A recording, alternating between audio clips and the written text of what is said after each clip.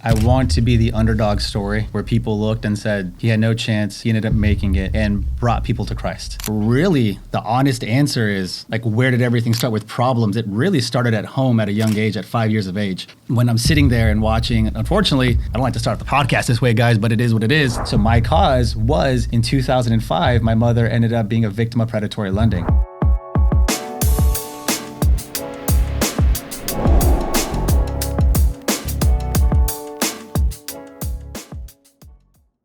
Let's get it. Right. Episode 75, Stay Classy Podcast.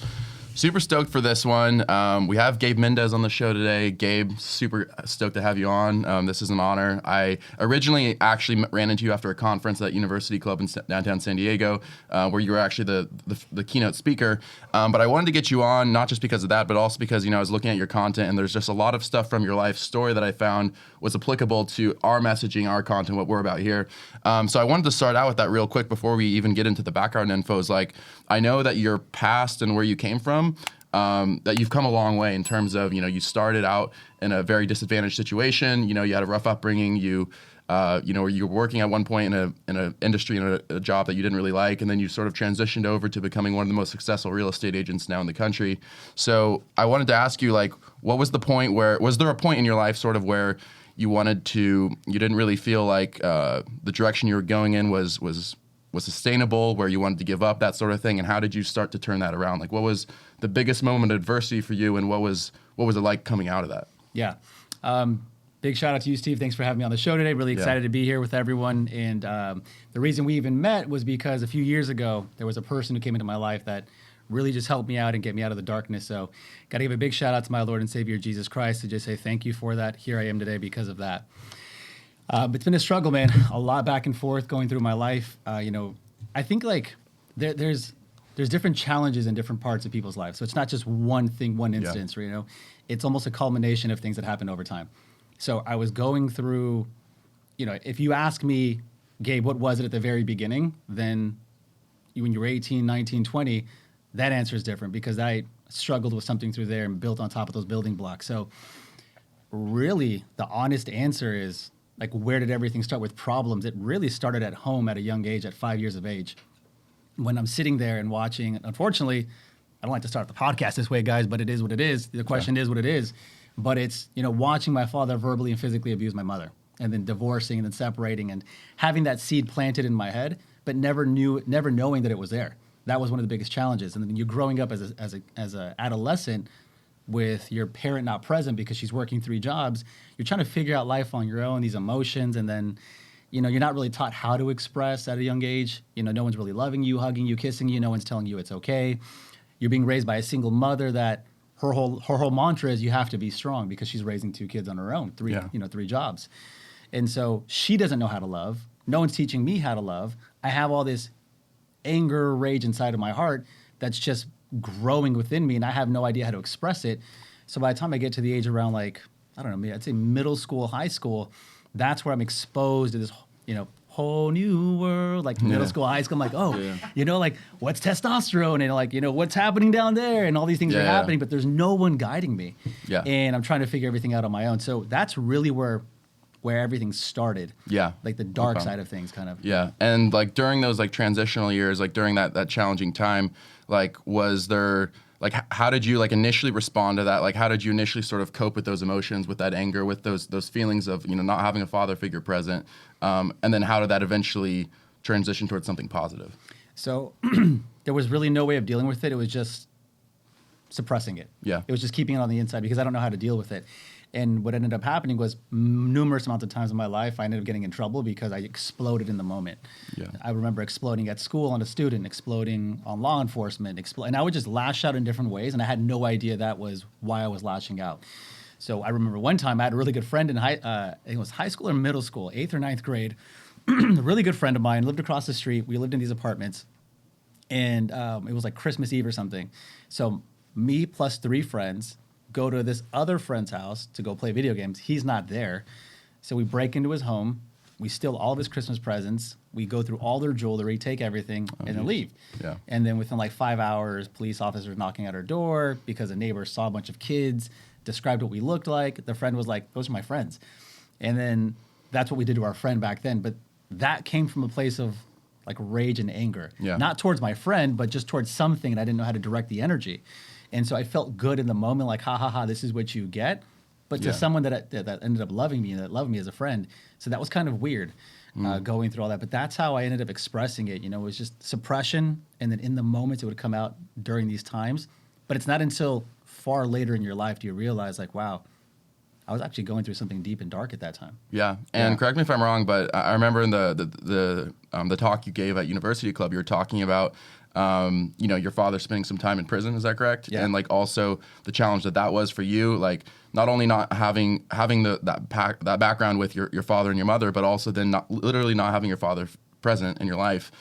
So talk about that and talk about the challenge that presented to you. Like, so it's interesting because my father, when he met my mother, had a very successful nonprofit business, and they was doing really, really well. Working in the city of San Diego, he was working with at-risk youth, with people who were eventually in the position I eventually ended up into. He was helping those kids. At-risk youth, giving them jobs. He was taking them off the streets, rehabilitating them, putting them back into the workforce, making them, law-abiding citizens. And then my mother ended up interning for him one summer, so she met him that way. And they ended up falling in love. They got married. They had myself, my sister. He was very heavily involved in the church at that time. And at that time, he was too involved at the church. So involved, so much so that there was no time for the family. So it was either all business, all church, and wife and kids got the rest of him, not the best of him. And I didn't know that at the time. My mother had to go through it because she's the one working 2 jobs, cooking the meals. Hey, you're never home. And he's like, oh, I'm over here doing the Lord's work. I'm over here, evangelizing. I'm traveling the country, and he's doing all these amazing things. But at home, we're suffering. But no one at church ended up grabbing my father's hand and saying, hey, this is not how it should be done. It should be, you and Christ, you yourself, and then you and your wife, and then children, and then ministry afterwards. Yeah. No one told him that. Yeah. So what ended up happening was we ended up getting the short end of the stick, I guess, as you can say. And they ended up fighting. They ended up separating. He ended up getting verbal abuse. He ended up cheating on her. And then he ended up backsliding out of the church, was no longer involved. Ended up going on drugs, painkillers is what they were, like opioids and all those kind of things. And I didn't know until later that's what it was. And then so I was about 5 or 6 when that took place. And then I'd say about the next 10 years, he was in and out of jail. Mm-hmm. But it was pretty traumatizing. In the moment, I didn't realize it because I had so much love for my father. Yeah. I'm 5 years old. I'm 6. I just want to be around my dad. Yeah. Where's my dad? Where's my dad? Where's my dad? So every time he would hop back in my life, or at that time get back out of jail, my mom tried her best to keep me away from him. But my love for him was so strong that I'd fight back with her to want to see him. So she'd let me see him. But the circumstances were weird because now that I'm thinking about it as we're talking about it, he was always in these buildings or warehouses. I remember one time and I found out later that these were rescue homes, men's homes, homeless shelters, because he was poor at the time. And so 5 to 15, I'm visiting my dad while he's homeless, living at the trolley station in downtown Interchange. I remember one night he ended up calling me and my sister. He called our house phone. I picked up. It was like 11 o'clock at night. And he's like crying on the phone. He's like, oh, son, it's really cold outside. I'm at the trolley Interchange. Can you please bring me a blanket or something? And I think I'm like 9 or 10 at the time. And I'm just bawling on the phone. And I call my mom. I wake her up. I'm like, please, like he's on the phone crying. Can we please go take him some blankets? And she's like, no, we're not going to do that. And I remember just bawling all night. And he couldn't do anything to help him. So all that pain kept on getting buried inside. And she did her best to raise me, to love me as much as possible. And I was a good kid up until about high school. I was raised the right way. But then I met the wrong people. Yeah. But to answer your question, like with that, with my father, having him in and out of jail, popping in and out, not knowing how to express those emotions, seeing him literally drive. When I got old enough to drive, like 14 or 15, I saw him homeless with my own eyes at the trolley interchange, sleeping under a bench. And I had to bring him pillows and blankets. So for 10 years of my life, I'm seeing this man struggle financially and emotionally. And so when I was old enough to help him, I finally started helping him. But the pain that caused, the wounds, how deep they were, they're indescribable. I couldn't tell you. There's not enough time on this podcast to express the pain that I felt and how much it hurt me my whole life. I just had to hold it inside and try to figure out a way to let it out. And unfortunately, everyone ended up catching the wrath. Mom, sister, stepfather, women, church, school, and I ended up hurting myself. I ended up multiple times in juvenile hall, multiple DUIs, multiple battery arrests, multiple 2 grand theft autos. A very, very disruptive adolescent childhood. But because I didn't know how to talk about it, and no one grabbed my hand and was like, hey, what's going on? What's happening here? No one took the time to do that. No one at school, not my principals, not my mother, because no one knew how to. Yeah. My mother's first generation from Mexico. She didn't know how to foster that. Enjoying this episode? Subscribe for more content on finding your own path to success. Every subscriber makes a huge difference to the pod, and we're grateful for everyone. And don't forget to throw us a classy like and comment too to let YouTube know that you're a fan of our stuff. Now back to your regularly scheduled podcasting. Sure. Yeah. What was the moment that turned it all around in terms of, you get to adulthood, you're still dealing with these emotions, you're still dealing with this pent up anger, this hurt. You've seen your own father go through all this, and you're sort of on that path that's not looking so great, but there was obviously a moment in your life where things started to change. Describe that, or was it a series of events that took place, or what was like the sort of the redemption arc like? Yeah. I can remember the first moment where things began to change for the better. And that was after my father's last stint in prison. He came out and homeless for a little while. Someone got a hold of him while he was homeless, put him in a men's shelter, an all-Christian men's shelter. He was fully withdrawn from all drugs, and he started going to church on his own. By that time, it's 2008, so I think I'm like 20, 21 at that time. And he finally calls me. He's like, hey, son. Well, in Spanish, he's like, hey, mijo, I promise you everything is different this time. Please come with me to church. I promise you I'm different. God got a hold of my life. This isn't like last time. But by this point, it's already 16 years of just going through the same stuff, the same heartache, and me trying to figure myself out. So I didn't really want to hear it. I'm like, probably just going to be the same stuff over and over again. But there's so much love in my heart. Let's just give it one more try. I'll go with you to church. I'll do whatever it is that you want me to do. Yeah.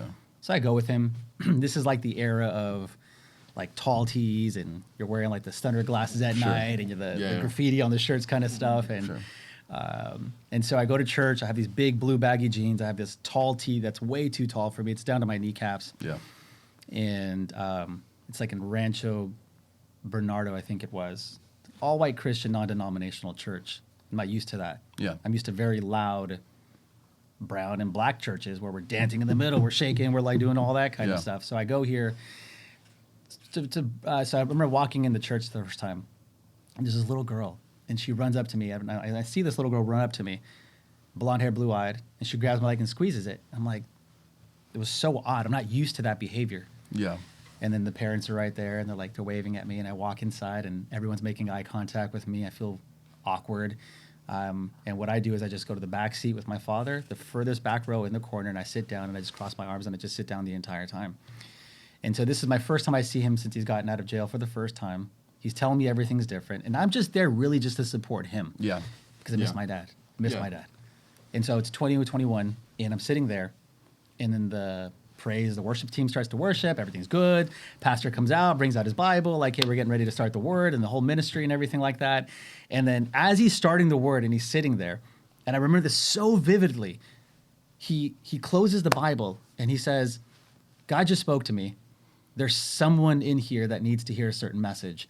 He's like, I'm not, puts the Bible aside. He's like, if you're out there right now, he's like, stand up and come home, come talk to me. He's like, just pray. Just sitting there, man. I'm like, who's this guy talking to? And then 1 minute goes by, 2 minutes go by. All right, church, worship team, come back outside. Everyone starts worshiping, blah, blah, blah, blah. And then he's like, church, stand up. And everyone starts standing up and they start worshiping again. It's probably about 5 minutes that goes by, but that's a long time if you're just sitting there and you're waiting for someone to stand up. And then out of nowhere, I remember just like this feeling inside of me, just something jolted. And my heart started pounding fast. My breathing changed. I remember having chills throughout my body. And I couldn't control myself. And as he continued to ask for this person to stand up, there was just something over me that took over. And eventually I stood up and I stepped out of the row and I started walking down the aisle. And it was like, as soon as I stepped out of the aisle and started walking down, his head just snapped right at me and looked at me. And then he looked at me for a while and he's like, welcome home. And I'm walking down this aisle, probably 10 seconds or whatever, but it felt like a mile. And I'm walking down and no one's staring at me. No one's making me feel uncomfortable. I go over there. He wraps his arms around me. I start crying instantly. Instantly. Like, I'm talking about an ugly cry, Steve. Like an ugly cry. Like, Yeah, not the kind in the movies. Yeah, not that kind of. It's ugly, man. I got the boogers and everything running down my nose. And then I just felt one hand on me, another hand on me, another hand. And before I know it, I'm on the floor. I wake up on the floor and I'm just bawling, crying, boogers everywhere. And so that was the moment that shifted everything. That was the moment that everything started to shift. That's when I remember when I went down that aisle, I felt there was like millions of tons of weight on my shoulders, my back, and on my chest. I was just hate, rage, anger, pain, all of it. After I finished crying and I was walking back, I literally felt like I was floating on air, walking back to my seat. I was happy. I remember someone looking in my eyes and saying, you even look different in your eyes. Your eyes look brighter. They look happier. And I remember just like feeling that. Now, I wish I could sit here and tell you like, oh, it was so great after that. You know, I didn't cheat on another woman. I didn't drink another beer. No, dude. I had a very rough way on the way back up. But that was one of the valleys that I hit that kind of tilted me back up. It was a moment of transformation for Moment you. of transformation. And like everybody talks about epiphany. For some people, it takes a long period of time, but that's definitely like where it started for you. Yeah. And that's where your faith journey started, and that's what ultimately led to the results that people see now. Is it's all started with your faith journey, right? And 100%. Like also, I wanted to we've been talking about some of the negative stuff. I wanted to talk about the positive stuff too, which is, obviously you're one of the top real estate agents in the nation. You're a motivational speaker, but tell people about some of the accomplishments and some of the highlights since you started turning things around, since you got into real estate, and since you started becoming successful. Yeah. So I would say the greatest joy and victory that I have, like the number one thing that I'm most proud of, is my wife. Yeah, she's so awesome, dude. Like did you get a chance to meet her at the event? I don't believe so. No. Maybe. She was there though. That's my greatest accomplishment. Yeah. I'm super proud to have her. I love her. I'm so blessed that I have her because she's the rock that I built everything off of. So my wife, I have her. And that's honestly, the family is the thing that I'm most proud of. I have 2 kids. I have a 6-year-old son and an 11-year-old daughter. Yeah. Both killing it in school. Killing it. Like top of the school. Both killing it in sports. First place medals in gymnastics and jiu-jitsu. They eat healthy. They run every week. That kind of stuff. They're just very perfect children, almost. That, and then in terms of like business accolades, we've built a very successful real estate practice. So we have about 107. We just recruited 2 more, 172 agents nationwide. We're in 7 different states. What's the name of the practice? It's the Gabe Mendez Group. Okay. But so my immediate group here in San Diego is the Gabe Mendez Group, and then nationwide we built it. It's called the Winner's Circle. So it's like the Winner's Circle powered by EXP is the brokerage. Yeah. So we have about 172 agents on there. We built it over across 6-7 different states. We're about to bring over about another group of 50 agents right now. We lead with a lot of value first. Secondly, I built a coaching business with one of my partners named Rashad. So big out to my boy Rashad. What's up, player? He's helping me build that whole side on that side. So we have about 15 students, private one-on-one lessons, kind of coaching them through systems, processes, things like that. And then the speaking thing just came from showcasing the results. So I have a lot of people out there who are asking me, hey, how is it that you become a public speaker? It's not like it started that way. Like I had a goal of doing it. I knew eventually it would happen, but it was having to get the results first that people wanted to see. Sure. Financially, investing into multiple pieces of real estate. So we own multiple pieces of real estate. We haven't done flipping and wholesaling yet. That's something we're eventually going to get into. It just requires a lot more time and a different kind of team. But we do have our own real estate portfolio that we have, which has been pretty amazing. We serve at our church in the children's ministry. That's pretty exciting.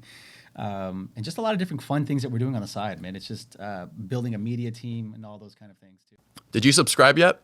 If you like our content, it's the easiest way to support the pod.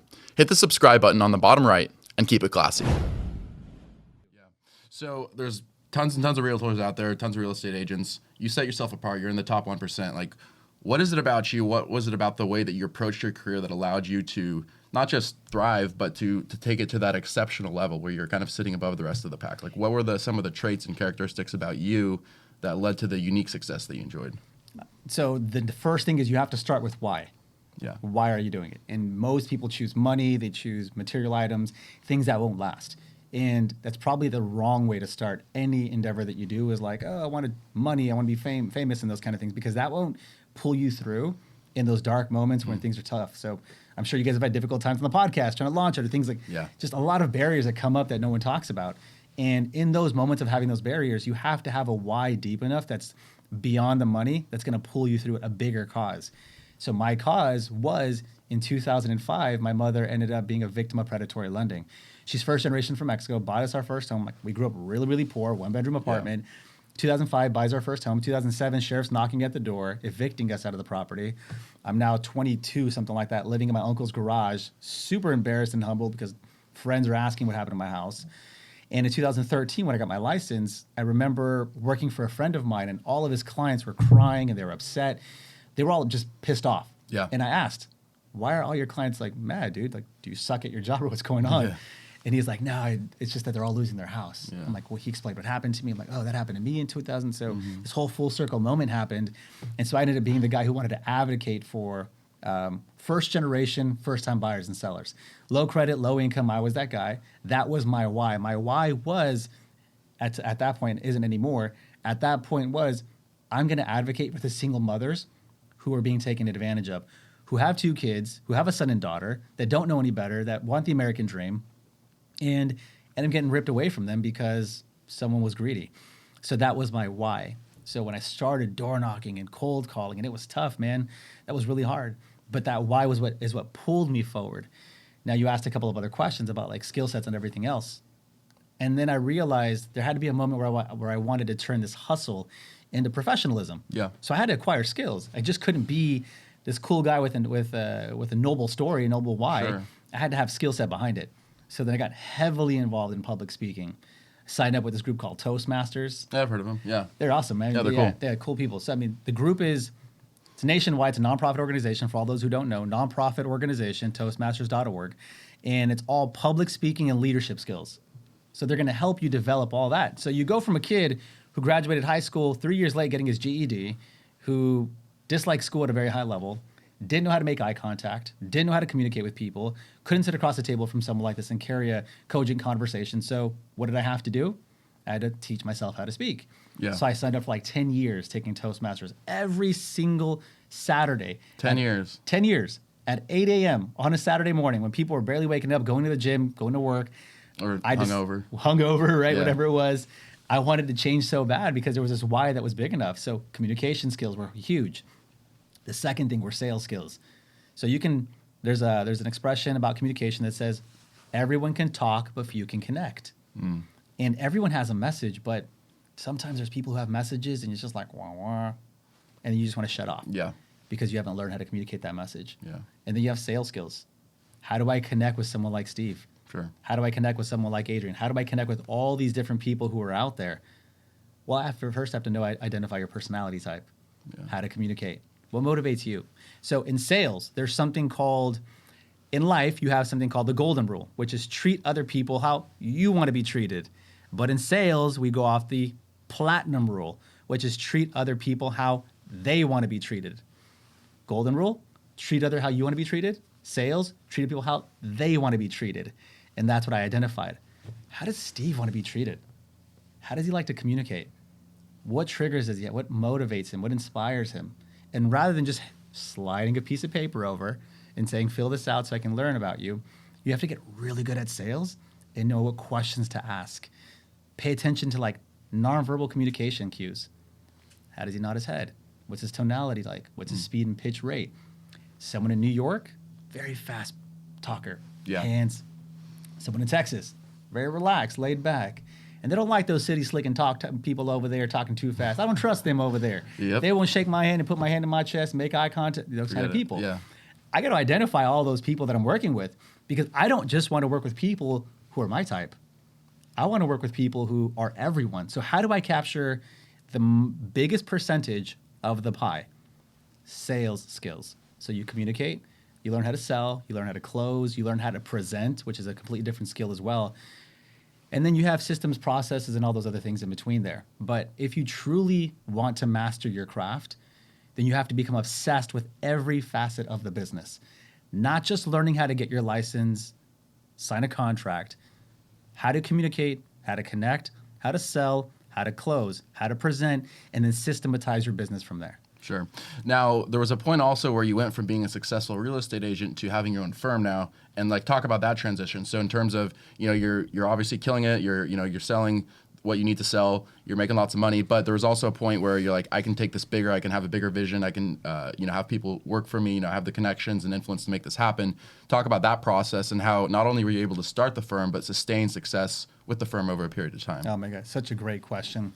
Leadership skills. So in order for you to make a transition over from a solopreneur, hustle, do your own thing, over into wanting to run a company, you have to acquire leadership skills. And there's a big difference between management and leadership.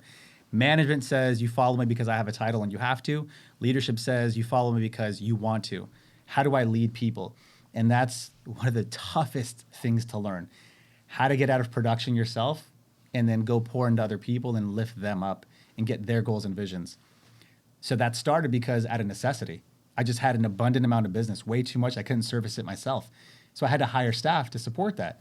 And then you start bringing people in, and then you learn really quickly that, well, for me, for example, I'm a real big people person. I love helping people. I love being with people. And if I like you enough, it's going to be very difficult for me to fire you. Chances are I'm just going to make it work just because I like you. Yeah. But that's bad for business. Sure. And that happened many times. And so I failed so many assistants.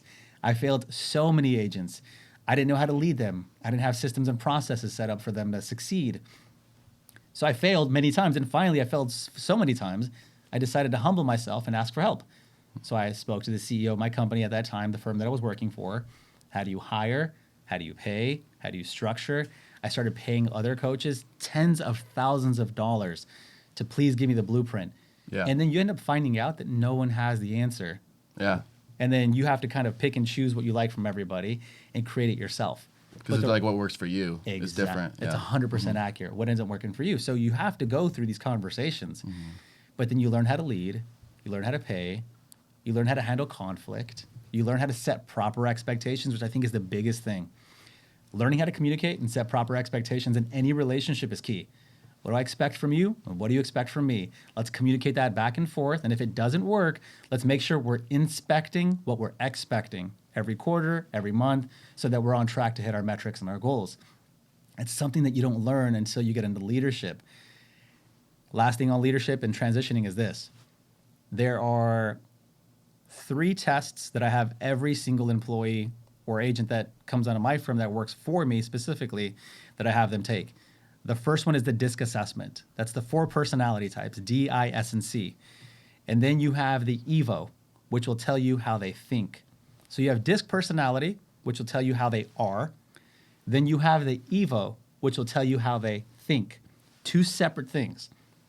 And then you have the love languages. How do I like to be spoken to and loved on? Yeah. Because some people might be like me who love affection and time. Yeah. I love a pat on the back. I love a big hug. And then some people want public recognition. Hey, stand on stage. And some people just want a gift. So I have everyone run through those things. And then eventually, to scale the business, you have to find other leaders that you can build up. And then you empower them. You teach them how to lead other leaders. And then you get to a position where you start leading leaders. And that's the journey that I'm currently on. I haven't arrived.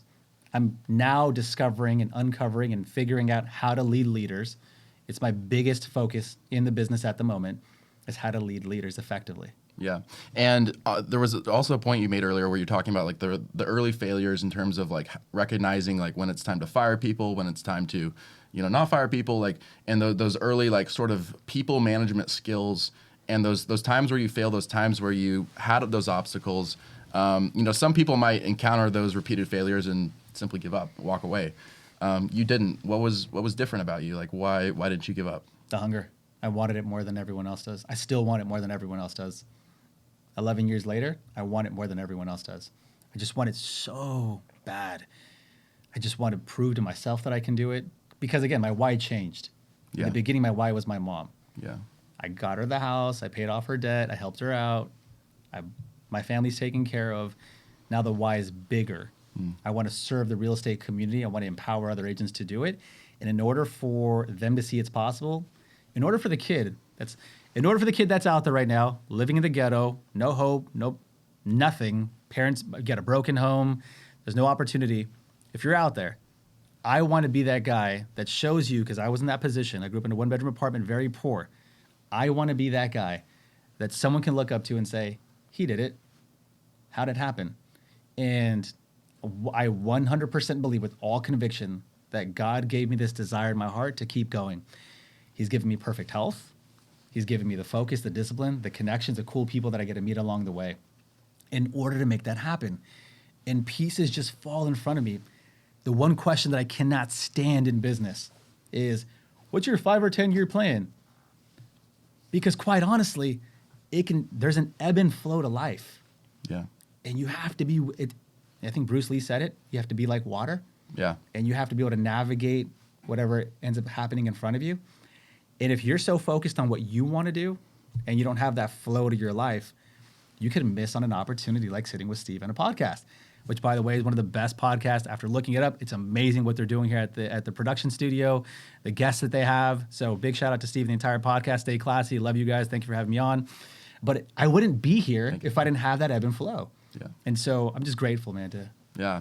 No, and we really appreciate the shout out. Now, one more thing is I think we'd be remiss, given your expertise and your background, if we didn't talk at all about real estate. So one question I wanted to ask you is, I was telling some friends that, I was having you on today, and one big question that came up for 2024 and sort of the real estate market and the way things are looking is, specifically in California, we're dealing with the rise of insurance costs. Mm-hmm. And I was wondering if you have any thoughts on how this could affect the market, whether you think this could lead to a crash, or just what people should be cognizant of going into 2024.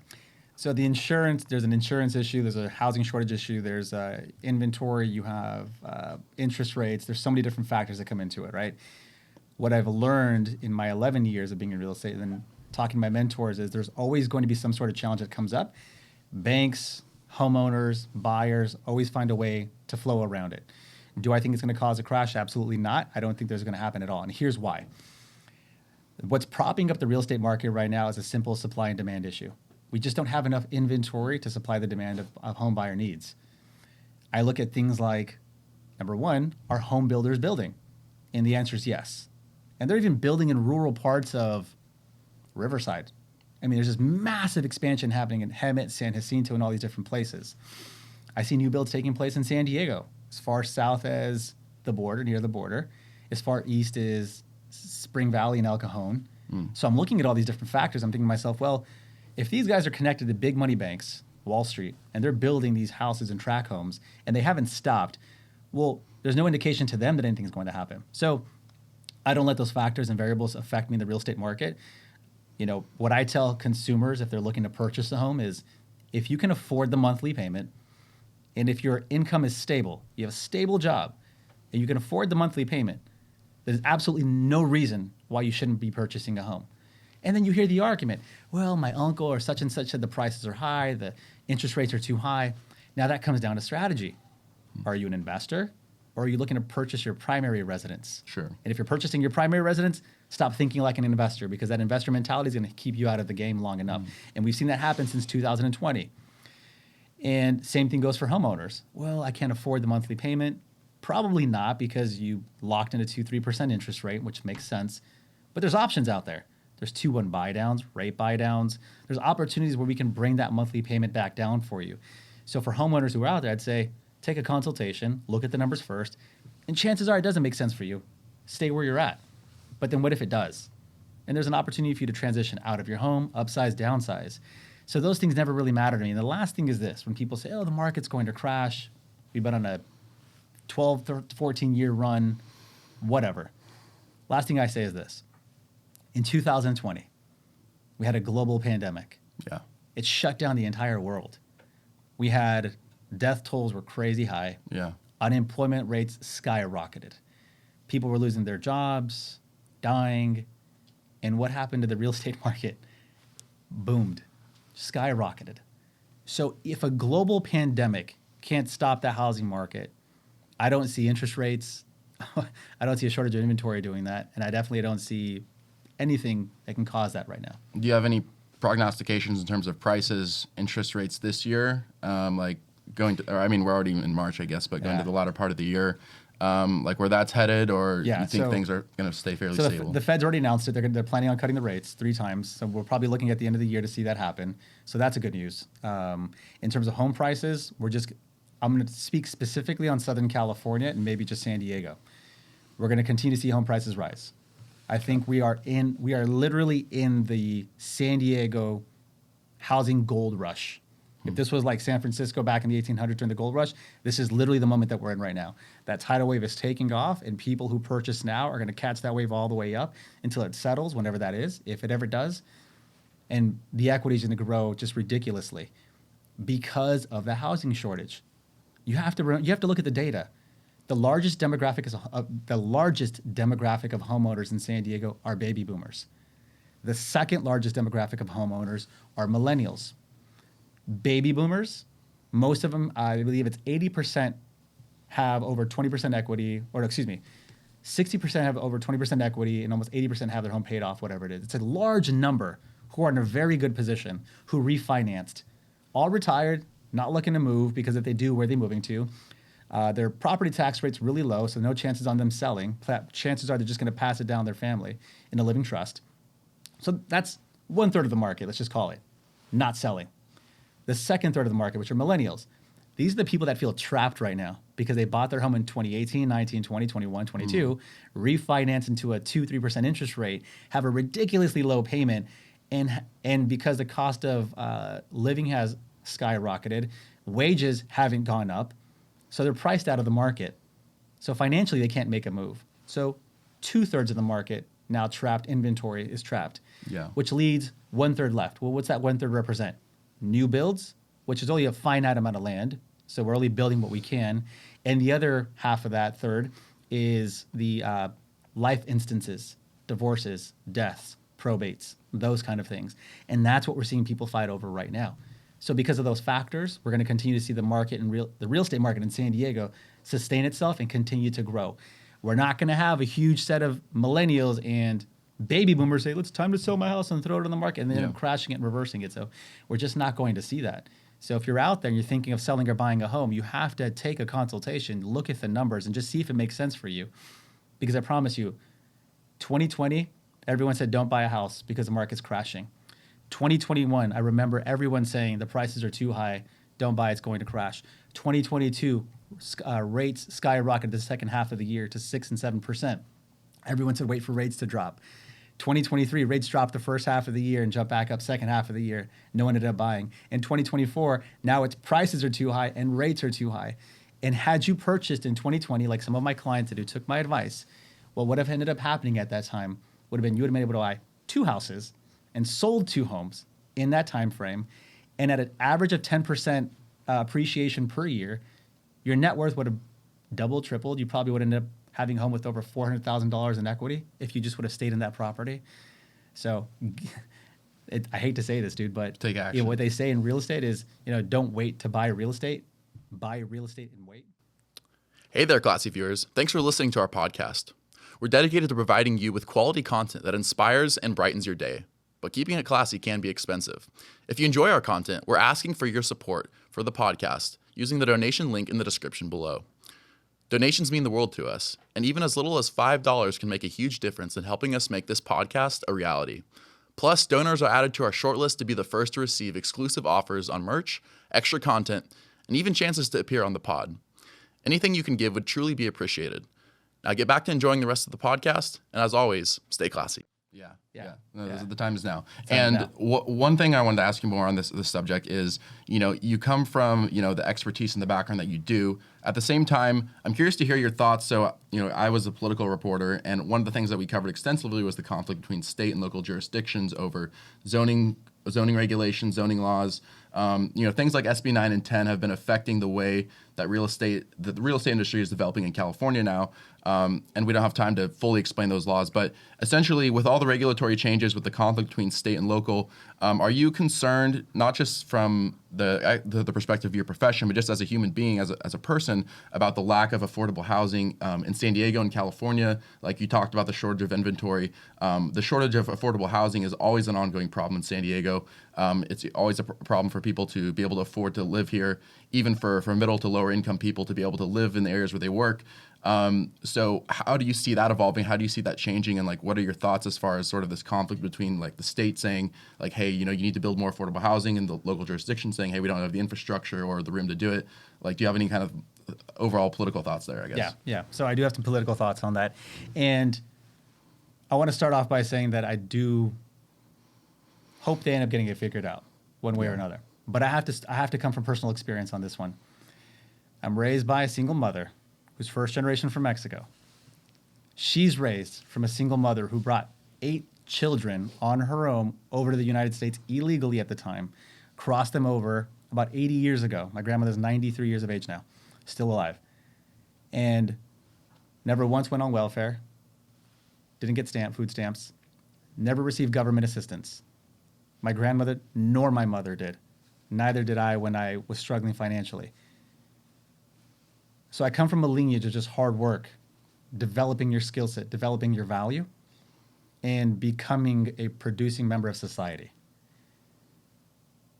So with that, I think that everyone out there should learn something from my grandmother, my mother, and those experiences and say, whether the government, or state, or federal, whoever, decides to help or not, we're going to take accountability for our own actions. If the support comes, we'll take it. And if the support doesn't come, we're still going to be okay because we're taking accountability for our own actions and what we have to do. Do I think that there should be more options available? Absolutely. I think there should be. Will there be anytime soon? Probably not. So if there isn't, we must take accountability for our own actions. Let's not wait for a handout anymore. Let's not wait for the support. If you have your health, and you live in the greatest country in the world, where someone like my grandmother can come over not speaking the English language with 8 kids. She had a total of 13, 5 of them died. 8 kids, and then produce something like this from that. There's no reason why any of us out there can't do the exact same thing, especially if we were born and raised here. We live in the greatest country in the world with the greatest opportunity in front of us. Let's just take accountability, and if the help comes, great, and if it doesn't... Yeah. Well, I want to say that I think there's a difference between... what the government calls, affordable housing, low-cost housing that's subsidized, and what I would call workforce housing, right? People that we need plumbers and we need electricians and we need, people that work at restaurants that make $50,000 a year. They have to live somewhere, and San Diego is where are these people gonna find some place to live? Yeah, they're building houses. They're building mostly luxury houses because that's the most profit in it for the builders. And like just as an example, the house we're in right now, I think was like $800,000 6-8 years ago. I just looked it up on Zillow. It's $1.7 million. Who's buying these houses? And this is not a huge house, a 3-bedroom nice house for a family in a nice neighborhood, but still $1.7 million. Where are these people coming from with that money? And is it reasonable to expect somebody that's, out there working hard, working a trade or, manager at a Walmart or something that makes $70,000 a year or something, that's way, way out of reach for them. So like you can work hard, but still, I think what we need is what I would call workforce housing. That's not subsidized. That's not this low income housing, but it's, housing for regular people, blue collar people. Do you have any thoughts on the distinction he's making? Or yeah, I do. I think my belief is still the same. I wouldn't change my belief on that because I think that, in this world, in this country, you're paid what you're worth, and the opportunities are what they are in front of you. And I wouldn't want someone to. My life would have been completely different had we been. This is the wrong word, but crippled by affordable housing or or opportunities like that. We would have been crippled significantly because now we're dependent upon something or we're requiring some sort of help. So I think that, if you're making $50,000-$70,000 a year, which we've all done, I've done, my mom's done, my grandmother did at one point, that's a good base. But if it's not getting you the lifestyle that you want in the city that you want, then something has to change internally, not externally. I think that you take accountability. If you have to work 2-3 jobs, if you have to go back to college, acquire better skills to live in a place that you want to live in. It's not fair for me to say, hey, government, I want to go live in Newport Beach. It's not fair that my job here in San Diego I can't afford that. So make an opportunity for me to do there. Absolutely not. It's not there. They've done what they're supposed to do.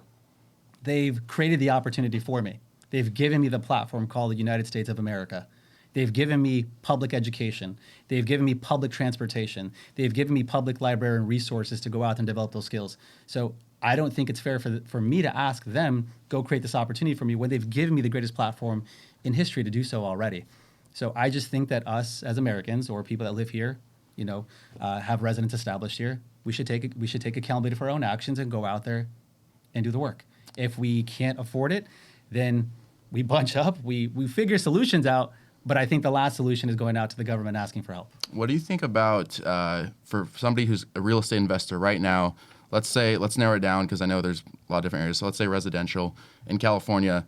Number one piece of advice you'd give an investor right now in terms of like how the market is changing, how the market's evolving, adapting, going to the latter half of 2024. Like what's like the number one tip for how to be successful as an investor in 2024? Investing in 2024. So if you are a mom and pop shop investor where you own a couple pieces of real estate, some businesses, pull a couple. If you have the cash liquid available, then find an agent who specializes in off-market opportunities and flips and things like that. Get your money inside of there.